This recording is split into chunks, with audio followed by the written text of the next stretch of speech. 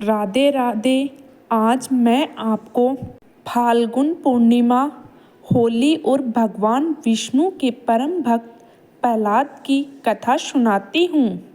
हिंदू धर्म में फाल्गुन पूर्णिमा का विशेष महत्व माना जाता है, क्योंकि इस दिन होली का दहन का त्योहार मनाया जाता है। फाल्गुन पूर्णिमा हिंदू वर्ष का अंतिम दिन होता है, इसलिए इस पूर्णिमा का धार्मिक रूप से विशेष महत्व माना गया है। इस दिन होलिका दहन करने की भी परंपरा है। फाल्गुन पूर्णिमा पर कई लोग व्रत भी रखते हैं। मान्यता है कि इस दिन विधि विधान, व्रत और होलिका दहन करने से व्यक्ति के जीवन की सभी परेशानियों का अंत हो जाता है। फाल्गुन पूर्णिमा की व्रत कथा के अनुसार महर्षि कश्यप की पत्नी और दक्ष पुत्री दिति के गर्भ में हिरण्यकश्यप और हिरण्याक्ष का जन्म हुआ। दोनों ही भाई बहुत बलशाली थे। दोनों ने देवताओं को पराजित करने स्वर्ग पर अधिकार कर लिया था। उनके अत्याचार से देवलोकों में हाहाकार मच गया। तब भगवान विष्णु ने वीर अवतार लेकर हिरण्याक्ष का वध कर दिया। अपने भाई की हिरण्याक्ष मृत्यु से क्रोधित हिरण्यकश्यप भगवान विष्णु को अपना शत्रु बना बैठा। वह अपने भाई की मृत्यु का प्रतिशोध लेने के लिए भगवान ब्रह्मा की तपस्या में लग गया। उधर हिरण्यकश्यप की अनुपस्थिति में देवताओं ने दैत्यों पर आक्रमण करके स्वर्ग पर पुनः अपना अधिकार जमा लिया। हिरण्यकश्यप की पत्नी कयाधु उस समय गर्भवती थी, जिसे देवराज इंद्र ने बंदी बनाकर अमरावती ले जा रहे थे। तभी मार्ग में उन्हें देव ऋषि नारद मिल गए। नारद जी ने इंद्र से पूछा, हे देवराज, आप इसे लेकर कहाँ जा रहे हैं? इंद्र ने कहा, हे देव ऋषि, कयाधु गर्भवती है। इसके गर्भ में हिरण्यकश्यप की दुष्ट आत्मा का अंश है, जिसका वध करके मैं इसे छोड़ दूंगा। इस पर देव ऋषि नारद जी बोले, इसके गर्भ में तो श्री नारायण का परम भक्त पल रहा है। नारद जी मुनि की ये बात सुनकर देवराज ने कयाधु को छोड़ दिया। फिर देव ऋषि नारद जी हिरण्यकश्यप की पत्नी को अपने आश्रम में ले आए और बोले, जब तक हिरण्यकश्यप की तपस्या पूरी नहीं हो जाती, तुम आराम से यहाँ रह सकती हो। तब से कयाधु देव ऋषि नारद जी के आश्रम में रहने लगी और उनके दिव्य वचनों को रसपान करती रही। इसके गर्भ में पल रहे शिशु पर भी बहुत गहरा प्रभाव हुआ। कुछ समय बाद कयाधु ने एक पुत्र को जन्म दिया, जिसका नाम प्रहलाद रखा गया। इधर हिरण्यकश्यप ने अपनी तपस्या पूरी कर ली और प्रसन्न होकर ब्रह्मा जी ने उसे मनोवांछित वरदान दिया, जिसके बाद वो अपने राज्य वापस लौट आया। कयाधु भी प्रहलाद को लेकर अपने पति हिरण्यकश्यप के पास आ गई। प्रहलाद जब थोड़े बड़े हुए तो उनकी शिक्षा का प्रबंधन किया गया। कहते हैं कि एक दिन जब हिरण्यकश्यप अपने समस्त मित्रों के साथ बैठे हुए थे, तभी प्रहलाद अपने गुरु के साथ वहां आए और पिता को प्रणाम किया।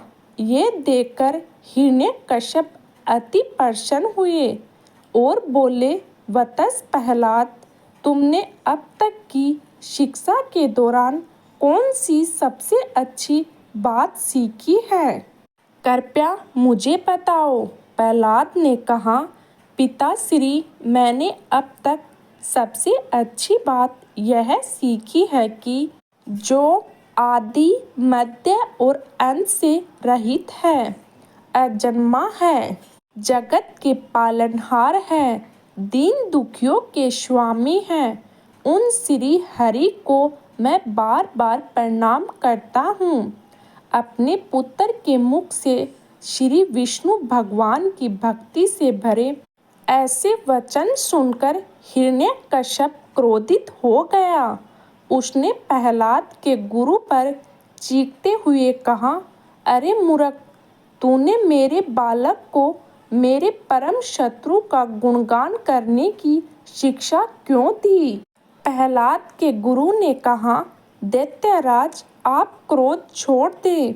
ये बातें मैंने अपने पुत्र को नहीं सिखाई।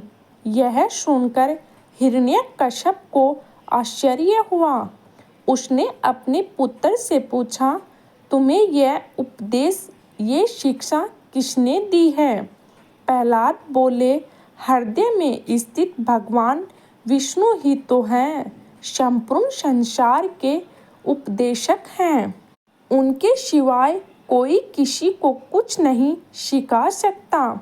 ये सुनकर हिरण्यकश्यप के क्रोध का कोई ठिकाना नहीं रहा। वो बोला, अरे मूर्ख, मेरे सामने ये विष्णु कौन है? तुम क्यों बार बार उसका नाम ले रहा है? क्या तुम इसका परिणाम जानते हो? हिरण्यकश्यप ने प्रहलाद को हर तरीके से समझाने की कोशिश की, लेकिन प्रहलाद के मन से भगवान विष्णु के प्रति श्रद्धा तनिक भी कम न हुई। यह देखकर हिरण्यकश्यप और भी ज्यादा क्रोधित हो गया और उसने अपने सेवकों को आज्ञा दी कि इस दुष्ट आत्मा को मौत के घाट उतार दो। दैत्यराज हिरण्यकश्यप की आज्ञा के अनुसार सैनिकों ने प्रहलाद पर तरह तरह के अत्याचार किए तथा उन्होंने मारने की कोशिश की, परंतु भगवान विष्णु की कृपा से वो सब प्रहलाद का बाल भी बांका न कर पाए। हिरण्यकश्यप ने अंत में अपनी बहन होलिका को आदेश दिया कि वो प्रहलाद को गोद में लेकर अग्नि में बैठ जाए, क्योंकि होलिका को ऐसा वरदान था कि अग्नि से उसे कोई हानि नहीं होगी। अपने भ्राता के कहने के अनुसार होलिका भक्त प्रहलाद को अपनी गोद में लेकर अग्नि में बैठ गई।